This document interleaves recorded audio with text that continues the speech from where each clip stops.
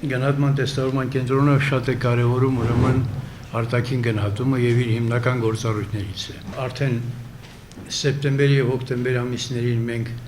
անցնկացրել արտաքին գնահատում։ Հիմա մենք արտաքին գնահատում իրականացնելուց մենք ուրեմն իրականացրել ենք հետեւյալ փուլերը, նախ տեստերի համապատասխան պատրաստում, բուն պրոցեսը անցկացում, մեթոդական օժանդակություն ուսուցիչներին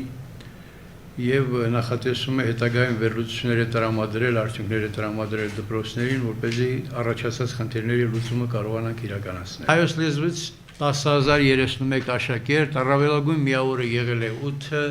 նվազագույն գնահատականը 1, ձեր մոտ կարող է հարց ցակել, իսկ ինչու ոչ 0։